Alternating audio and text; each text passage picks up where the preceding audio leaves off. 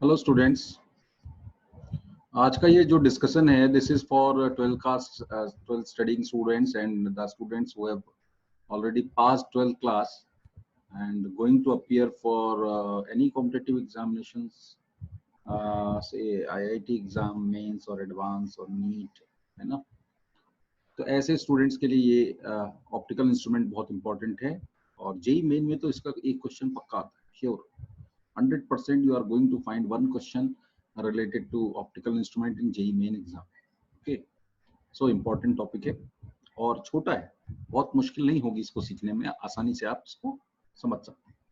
ठीक है, तो स्टूडेंट्स इस तरह के रेगुलर वीडियोस मैं अपलोड करता रहूंगा यूट्यूब पे। और मैं अभी तक 11th क्लास के स्टूडेंट्स के लिए अपलोड कर रहा था, टाइम थोड़ा सा नहीं मिल पाया मुझे। अब now I am going to start for 12th class also. एक आध टॉपिक मैंने किए भी हैं, स्पेशल चीजें हमने डाली, जैसे इलेक्ट्रोस्टैटिक्स में प्रॉपर्टीज ऑफ कंडक्टर डाला है कुछ लेक्चर्स। और 12th क्लास के स्टूडेंट्स के लिए मैं ज्योमेट्रिक ऑप्टिक्स से ही स्टार्ट करूंगा। पर ऑप्टिकल इंस्ट्रूमेंट में हम लोग सबसे पहले ये समझने की कोशिश करते हैं कि what is the use of optical instrument, what is the need of optical instruments. Optical instruments की रिक्वायरमेंट क्या है, क्यों हम ऑप्टिकल इंस्ट्रूमेंट्स बनाना चाहते हैं, क्यों बनाना चाहते हैं, क्या वजह है इसकी।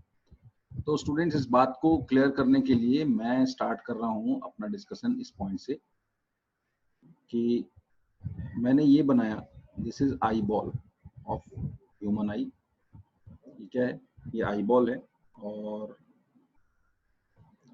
आप बहुत अच्छे से इस बात को जान रहे हैं कि आई बॉल में एक आई लेंस होगा, दिस इज द लेंस। ठीक है, और ये मैंने जो लाइन ड्रॉ की है, this is the principal axis of the lens. Eyeball का साइज नियरली 2.5 सेंटीमीटर के आसपास होता है, डायमीटर है ये, साइज मतलब डायमीटर में बोल रहा हूँ, दिस इज द डायमीटर। आसपास ही रहता है, इतना ही होता है सबका, इसी के आसपास होता है। अब देखिए जरा ध्यान से कि यहाँ से यहाँ पे ये जो लोकेशन है, यहाँ पे रेटिना होता है और यहाँ से नर्व्स ब्रेन तक जाती हैं सिग्नल रिसीव करके, और तब हम सेंस कर पाते हैं कि हाँ रेटिना पे क्या इमेज बन रही है। देखिए मैं आपको एक बात बता दूं, जैसे मान लो एक ये ऑब्जेक्ट है यहाँ रखा हुआ है और इसकी हाइट जो है वो 1 फीट है, मान लो 1 फीट हाइट है। ठीक है, और ये 4 फीट पे रखा हुआ है। अगर मैं इसकी इमेज फॉर्मेशन की बात करूं तो इसकी इमेज यहां बननी चाहिए, यहां पर इसकी इमेज बननी चाहिए। ठीक है ना। अच्छा, इमेज यहां बननी चाहिए। लेंस की बात चल रही है तो लेंस का फॉर्मूला आपको बहुत अच्छे से क्लियर है, 1/f equal to 1/v minus 1/u, है ना। ये फॉर्मूला आप डेफिनेटली जान रहे होंगे। 1/f is equal to 1/f is equal to 1/v minus 1/u। आपको बहुत अच्छे से बात क्लियर होगी जब आप फिजिक्स लैब में कोई ऑप्टिकल इंस्ट्रूमेंट या कोई लेंस लेकर के एक्सपेरिमेंट कर रहे होते हैं। तो डेफिनेटली एक लेंस जब आपको दे दिया जाता है तो focal length is fixed. Now u is changed and accordingly v also keep on changing। Different u के लिए डिफरेंट v की वैल्यूज आती हैं।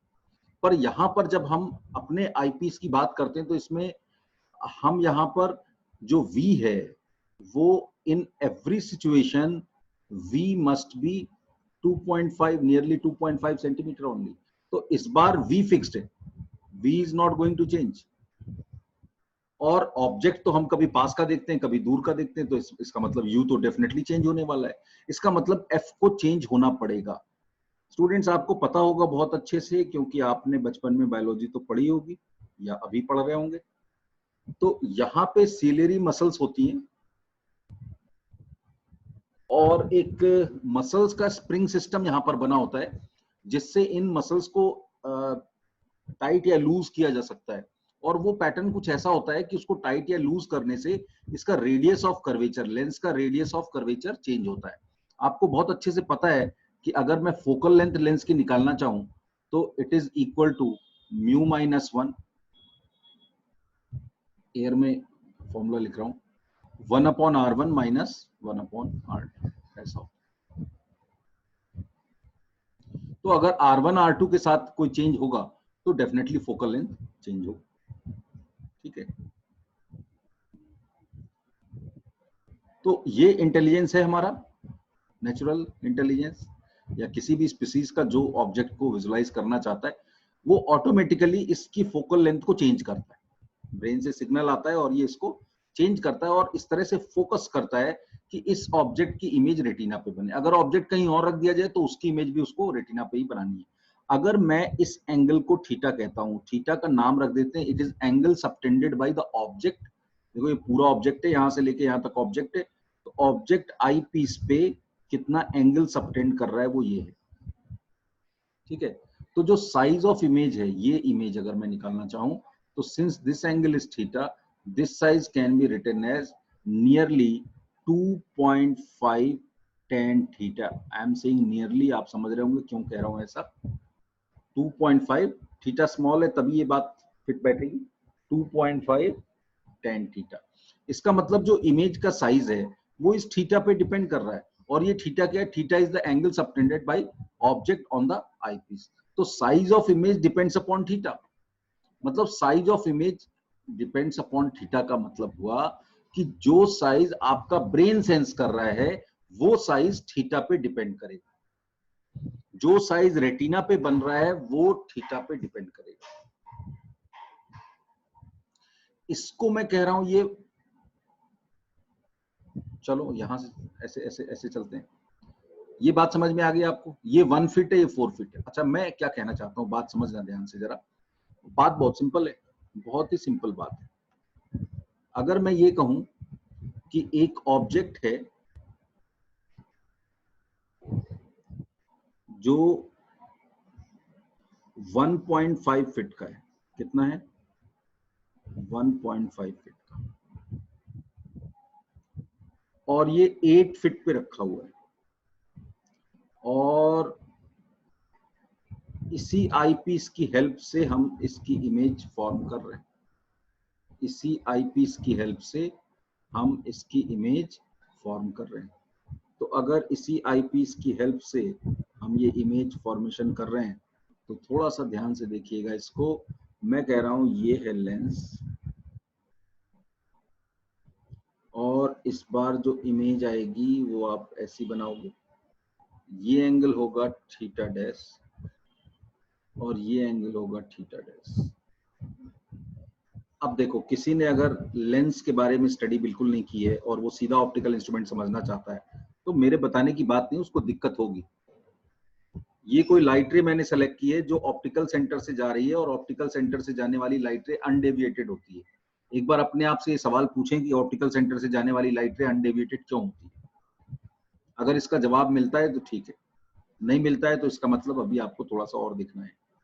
तो मैं ये कह रहा हूं कि ये एंगल अगर थीटा डैश हो जाएगा तो इस बार अगर इमेज का साइज मैं कैलकुलेट करूं तो इमेज का साइज क्या आएगा? 2.5। ये डायग्राम पे मत जाइए, डायमीटर तो 2.5 ही है ना, ह्यूमन आई की बात चल रही है। tan थीटा डैश ये आएगा। अब जरा सोच के बताओ, इसको मैं कह रहा हूं 1 और इसको मैं कह रहा हूं 2। 1 और 2 में बड़ा कौन सा है? कौन सा बड़ा है? 1 और 2? 1 बड़ा है, क्योंकि tan थीटा की वैल्यू देखो यहाँ पर 1/4 है। यहाँ tan थीटा कितना है? tan theta is 1/4। और यहां पर अगर मैं tan थीटा डैश निकालूं तो क्या है ये? 1.5 डिवाइड बाई 8।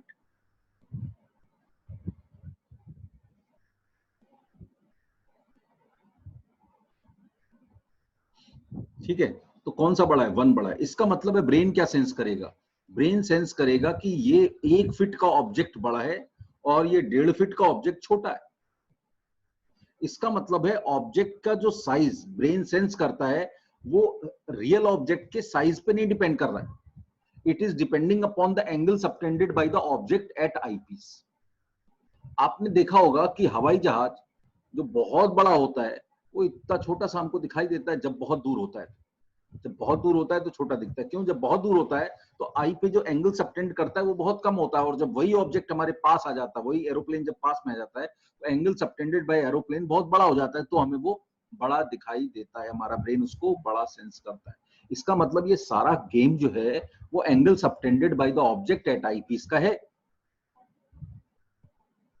तो अगर हम कोई ऐसी तकनीक, ऐसा ऐसा कोई टेक्निक हम डेवलप कर लें जिससे angle subtended by object at eyepiece बढ़ जाए, किसी तरीके से बढ़ जाए अगर, तो हम उस छोटे ऑब्जेक्ट को भी बड़ा देख सकते हैं। फॉर एग्जाम्पल, लैब में आपने एक्सपेरिमेंट किया होगा बायो में, जब हम लोग किसी सेल को देख रहे होते हैं, ओनियन में हम लोग एक स्लाइड बनाते हैं, फिर उसके सेल के अंदर देखते हैं ना, तो सेल को जब देख रहे होते हैं तो वो बहुत छोटा होता है और नेकेड आई से देखने पे वो नहीं दिखाई देता है, लेकिन जब हम ऑप्टिकल इंस्ट्रूमेंट यूज करते हो तो हमें दिखने लगता है। तो ऑप्टिकल इंस्ट्रूमेंट करता क्या है, मैं बता रहा हूं भाई, जिस चीज की जरूरत होगी वही तो करेगा, वो कुछ और कैसे करेगा, कुछ और करेगा तो टारगेट मीट नहीं होगा। तो क्या जरूरत है, जरूरत है angle subtended by object at eyepiece को बढ़ाने की, और कोई भी ऑप्टिकल इंस्ट्रूमेंट सिर्फ यही काम करता है। बात समझ में आई बच्चों, क्लियर है? अगले स्टेप की बात करते हैं। असली कहानी शुरू करने से पहले मैं एक बार एक केस सेलेक्ट कर रहा हूं, आप थोड़ा सा ध्यान से देखिएगा इसको। एक सिचुएशन सेलेक्ट कर रहा हूं मैं, और अगर आप प्रीवियस ईयर के क्वेश्चंस देखते रहे हैं तो आपको ध्यान आ जाएगा पक्का कि ये तो यार, ये तो मेरे को पूछना था, ये तो मेरे को पूछना था, और इस सवाल का मुझे जवाब आज तक ठीक से मिला नहीं है। ये वही सवाल है ना? तो आप देखोगे तो समझ में आएगा। और बहुत छोटी सी बात है, ऑप्टिकल इंस्ट्रूमेंट के, ये एक ट्रेन है जो इधर v वेलोसिटी से जा रही है विद रिस्पेक्ट टू ग्राउंड, और ये एक विंडो है, और विंडो में समझ नहीं आ रहा कैसे ड्रॉ किया जाए, चलो मान लो बेटा, ऐसे ही मान लो जैसा मैं बना रहा हूं। मान लो ये एक आई पीस है, ऐसा नहीं होगा, तुम समझ रहे हो। विंडो पे कोई बैठा हुआ है और वो खिड़की से बाहर देख रहा है, ये उसका आई पीस है, ठीक है। मान लो तुमने देखा होगा कि मूविंग ट्रेन से जब हम बाहर देखते हैं तो जो पोल्स होते हैं, जो रेलवे ट्रैक के बिल्कुल बगल में पोल्स लगे होते हैं ना, बहुत सारे, है कि नहीं? तो वो जो पोल्स होते हैं बड़ी तेज पीछे की तरफ जाते हैं, ट्रेन आगे जा रही है तो पोल्स बहुत तेजी से पीछे जाते हुए हमें दिखाई देते हैं। अच्छा, थोड़ा दूर देखो अगर आप, तो कुछ ट्रीज दिखते हैं आपको, वो ट्रीज उतना तेज जाते हुए नहीं दिखाई देते। चलो और थोड़ा दूर देखो, रात का समय है और खिड़की से बाहर ट्रेन में आप बैठ करके आराम से, तो साइड बर्थ वाली सीट होती है, वहां पे आप लेटे हुए हैं और खिड़की से बाहर देख रहे हैं, खिड़की में ग्लास लगा हुआ है, आप बाहर देख रहे हैं, बाहर देख आपको मून दिखाई दे रहा है, मून। तो ऐसा महसूस किया आपने कि मून आपके साथ में ही चल रहा है। साथ में के चलने का मतलब क्या होता है? रेस्ट पे। मून आपको लगभग रेस्ट पे दिखाई देता है, लगभग रेस्ट पे दिखाई देता है, ठीक है। एरोप्लेन में जाएं आप कभी, खिड़की से बाहर झांकें तो जो बादल है वो रुके हुए दिखाई देते हैं। जो दूर के बादल होते हैं वो दूर के ही होते हैं, लगता है आपको पास है, दूर के। तो जो दूर के बादल होते हैं वो लगभग रुके हुए दिखाई, क्या चक्कर है यार, पोल तो बहुत तेज मूव कर रहा है और ये मतलब ट्रीज रुके हुए हैं। तो आप देखो जरा ध्यान से यहाँ क्या कहानी है। बात यह है कि it is a pole, it is a top view of the pole. ये क्या है? पोल का टॉप व्यू है। और ये क्या है? ये फ्लावर नहीं बेटा, ट्री का टॉप व्यू है।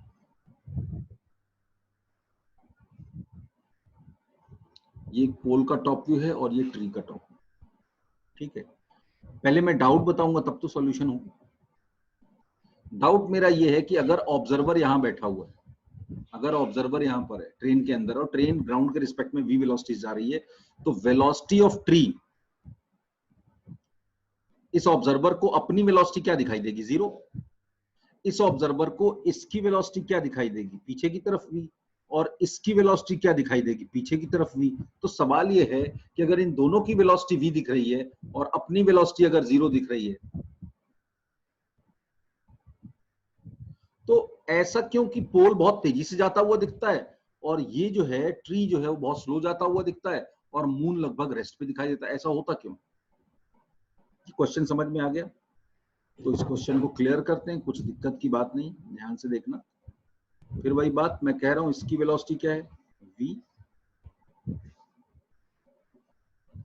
टी टाइम पे ये फोटोग्राफ मैंने बनाई है। अब एक काम करो, t प्लस dt टाइम पे एक दूसरी फोटोग्राफ बना लो।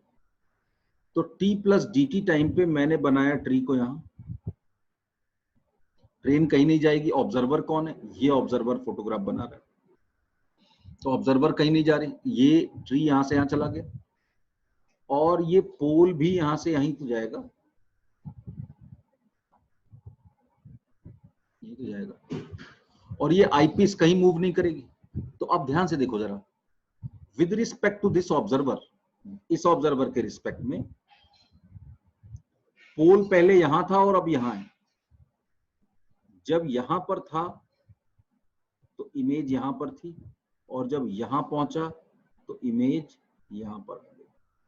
तो ब्रेन के हिसाब से अगर देखा जाए तो दिस इज द डिस्प्लेसमेंट जो ब्रेन सेंस करेगा, ये डिस्प्लेसमेंट ब्रेन सेंस करेगा। ठीक है, ये एंगल मान लो थीटा है, ये डिस्प्लेसमेंट किसका है? Displacement of the pole with respect to observer, observed by the brain, sense by the brain, ये। अच्छा, अब अगर मैं इसकी बात करूं तो ये देखो जरा, इसका डिस्प्लेसमेंट, तो इसके बारे में कहेगा भाई ट्री पहले यहां पर था और अब ट्री यहां पर आ गया, तो इसका डिस्प्लेसमेंट कितना होगा? केवल इतना होगा। कुछ समझ में आई बात क्या? और ये एंगल क्या है? थीटा डैश है। तो आपको दिखाई दे रहा है theta is greater than theta dash. इसका मतलब है ब्रेन ये सेंस करेगा, even if displacements are equal, brain sense करेगा कि पोल का डिस्प्लेसमेंट ज्यादा हो गया है और ट्री का डिस्प्लेसमेंट कम हुआ है। क्यों? क्योंकि रेटिना पर जो मूवमेंट हो रहा है पोल की लोकेशन का, पोल की इमेज का पहला और पोल की इमेज का बाद का, वो जो मूवमेंट है वो कम है, और रेटिना पर जो ट्री का मूवमेंट हो रहा है, सॉरी पोल का ज्यादा है, जो ट्री का मूवमेंट हो रहा है वो कम है। समझ में आई बात क्या? अब मून की अगर बात करें तो मून का मूवमेंट इतना कम है, इतना कम है कि हमें लगता है जैसे कि वो रेस्ट पे हो, हमें लगता है जैसे कि वो रेस्ट पे हो। 1 घंटे इंतजार कर लो, मून भी गायब हो जाएगा। मतलब रेस्ट पे वो भी नहीं है, धीरे धीरे चल रहा है, बहुत धीरे चल रहा है, इसलिए हमें रेस्ट पे दिखाई देता है। बोलो बात समझ में आ गई? कुल मिलाकर के आपको एक बात मैं समझाना चाह रहा था इस वीडियो में, कि पूरी कहानी इस बात पे है कि कोई भी ऑब्जेक्ट क्या एंगल सबटेंड कर रहा है। इस आइडिया को और जो पहले मैंने डिस्कस किया उस आइडिया को ध्यान से देखिए। यहाँ पे इस एरो की लंबाई और इस एरो की लंबाई बराबर है, पर इन दोनों की जो इमेज रेटिना पे बन रही है वो अलग अलग है। इस एरो की लंबाई का मतलब है डिस्प्लेसमेंट ऑफ ट्री, और इस एरो की लंबाई का मतलब है displacement of pole, which are equal according to the concept of relative motion. But when we use the concept of optical instrument, the idea of eye, retina, lens and brain, here we understand that the displacement of tree will appear smaller than that of the displacement of pole.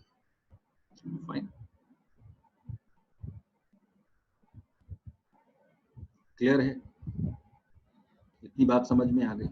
चलो, तो ये बेटा मैंने video number 1 बनाया है, ये optical instrument का base है। बिल्कुल इतनी बात आपको पता हो, तो इतनी बात समझ में आ जाए तो ही आप नेक्स्ट वीडियो देखिएगा, और फिर इसके तुरंत बाद आप वीडियो 2 देख सकते हैं, है ना, बेस्ड ऑन ऑप्टिकल इंस्ट्रूमेंट, जिसमें मैं इस काम को कैसे करना है इसकी बात करूंगा। Okay, thank you.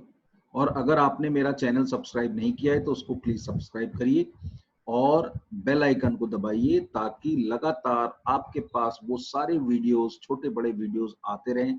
मेरे वीडियोस ज्यादा से ज्यादा 15 मिनट, 20 मिनट, आधे घंटे, इससे ज्यादा बड़ा कोई वीडियो बना करके नहीं डालता मैं, है ना, क्योंकि मैंने आप देखा है कि आपका पेशेंस लेवल इतना ही, इतने में ही आप सब कुछ सीखते हैं। उसके बाद आप थोड़ा सा जो है जबरदस्ती बैठते हैं, बैठ तो जाते हैं क्योंकि सिंसियर तो हैं आप, पर बैठते हैं लेकिन सीख नहीं पाते हैं। तो इसलिए 15-20 मिनट के इन वीडियो को अगर लगातार आप देखना चाहते हैं, लगातार आपके पास हर नए वीडियो की इंफॉर्मेशन आती रहे, तो सब्सक्रिप्शन के साथ साथ आपको बेल आइकन भी दबाना पड़ेगा। Okay students, thank you very much.